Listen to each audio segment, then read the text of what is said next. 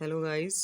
आज इस वीडियो में हम जानेंगे कि यूपीएसआई के लिए जो आगे की प्रोसेस है दैट इज़ डीवीपीएसटी, उसमें किन किन डॉक्यूमेंट्स की हमें ज़रूरत पड़ेगी। और मैं आपको अपने एक्सपीरियंस के हिसाब से भी बताऊंगी, क्योंकि मेरा खुद का जेल वार्डन का एक्सपीरियंस है। उसमें क्या क्या डॉक्यूमेंट वेरिफिकेशन में मतलब चीज़ों की रिक्वायरमेंट हुई थी और कैसा उन लोगों का वो मतलब बिहेवियर रहता है। सारी चीज़ें आपसे इस वीडियो में डिस्कस होगी। और जो यूपीएसआई की जो अभी न्यूज़ वायरल हो रही है हाल फिलहाल में कि 20,000 बच्चों को बुलाया जाएगा, तो उससे आप लोग परेशान मत होइए। जितने भी बच्चों के मार्क्स जो हैं वो 110 से ज़्यादा हैं, उन सब के लिए कॉल आएगी, आप देख लेना। और डॉक्यूमेंट वेरिफिकेशन के लिए जो भी चीज़ें जिन भी चीज़ों की ज़रूरत होगी वो अभी मैं इस वीडियो में आपको क्लियर कर देती हूँ, ठीक है। So let's start the video and please subscribe the channel if possible for you, ठीक है। ज़्यादा टाइम नहीं लगता है, उसमें सिर्फ रेड रेड बटन को प्रेस करना होता है। Okay, so let's start the video. So सबसे पहली चीज़ जो आपको चाहिए वहाँ पे वो है यूपीएसआई का रजिस्ट्रेशन फॉर्म। आपके पास उस रजिस्ट्रेशन फॉर्म की एक कॉपी होनी चाहिए जो आपको सबसे ऊपर लगानी होगी, ठीक है। और देन उसके बाद जो चाहिए वो आपको चाहिए 10th की मार्कशीट और सर्टिफिकेट। देखिए सर्टिफिकेट जो है वो 2012 के बाद जिन लोगों ने भी 12th करी थी उन सबका सर्टिफिकेट साथ में आता है। मतलब आप चाहेंगे तो मैं एक वीडियो और बना दूंगी जिसमें मैं सारे डॉक्यूमेंट्स आपको दिखा दूंगी कैसे आपको अरेंज करने होते हैं, ठीक है। तो सबसे पहली जो रिक्वायरमेंट है वो आपका है यूपीएसआई का फॉर्म होना चाहिए और आपका 10th की मार्कशीट और उसके साथ सर्टिफिकेट होना चाहिए। जिन लोगों के पास सर्टिफिकेट नहीं है, मतलब जिन लोगों का सर्टिफिकेट उसके साथ नहीं है उन लोगों को अलग से चाहिए। अदरवाइज 2012 के बाद से सब का मतलब जो भी वो 10th की मार्कशीट हो रही है बन रही हैं वो सब के सब एक साथ ही आती हैं। मतलब 10th की मार्कशीट और सर्टिफिकेट दोनों की दोनों चीज़ें साथ में ही आती हैं। उसके बाद 12th की मार्कशीट चाहिए, ठीक है, और पासिंग सर्टिफिकेट चाहिए 12th का, ठीक है। 12th का पासिंग सर्टिफिकेट चाहिए, ओके। देन आपको चाहिए ग्रेजुएशन की मार्कशीट, क्योंकि ये जो हमने फॉर्म भरा है यूपीएसआई जो पोस्ट है ये हम ग्रेजुएशन लेवल पे भर रहे हैं। इस वजह से हमें ग्रेजुएशन की मार्कशीट चाहिए और सारे ईयर्स की, मतलब हर साल की आपके पास मार्कशीट होनी चाहिए और हर सेमेस्टर की होनी चाहिए। अब इन केस अगर आपके पास नहीं है तो आप उनसे मतलब वो ग्रेजुएशन की मार्कशीट से भी काम चला लेंगे। जो फाइनल मार्कशीट होगी आपकी, मतलब जो फाइनल मार्कशीट होगी ना, जो लास्ट में जो फाइनल आपको मिली होगी, फाइनल वाली मार्कशीट, उससे भी काम चल जाएगा, कोई दिक्कत की बात नहीं है, ठीक है।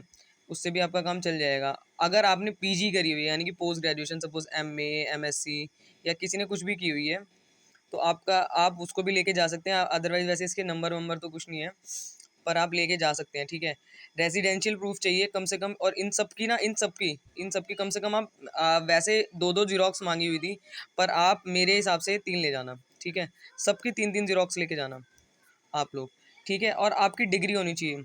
डिग्री मतलब जैसे डीयू की जो बात है, मैं दिल्ली यूनिवर्सिटी की बात करूं because I am from the Delhi university.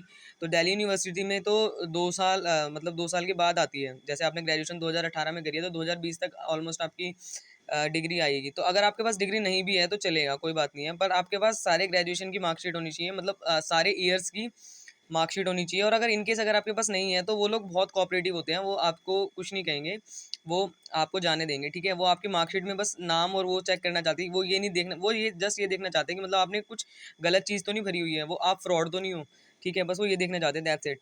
4 passport size photo ले जाना, 4 या ज़्यादा ही ले जाना। और ये फ़ोटो वो वाले होने चाहिए जो आपने यूपीएसआई का जब रजिस्ट्रेशन फॉर्म भरा था ना, उस टाइम पे जो फ़ोटो था लगाया था, मतलब आपने वही वाला फ़ोटो होना चाहिए।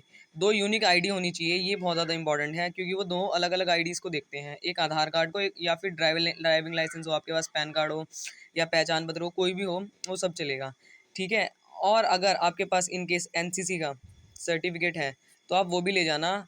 इसके अलग से कोई मार्क्स नहीं है, दिल्ली पुलिस में मिल रहे थे इसके मार्क्स एनसीसी के, बट यहाँ पे कोई मार्क्स नहीं है एनसीसी के। एनसीसी का जस्ट ये है कि अगर मान लीजिए कोई 2 लोग हैं और उन दोनों के मार्क्स सेम सेम बन रहे हैं, ठीक है, और उनकी एज वगैरह भी सेम है, तो जिसके पास एनसीसी का सर्टिफिकेट होगा उसको प्रेफरेंस मिल जाएगी थोड़ी सी, ठीक है, दैट्स इट। और इसकी कोई मतलब ज़्यादा वो नहीं होती है, बस एनसीसी के सर्टिफिकेट की यही वैल्यू होती है, ठीक है। और बी सर्टिफिकेट होना चाहिए, मतलब आपके पास, या फिर सी हो तो और भी अच्छी बात है, ठीक है।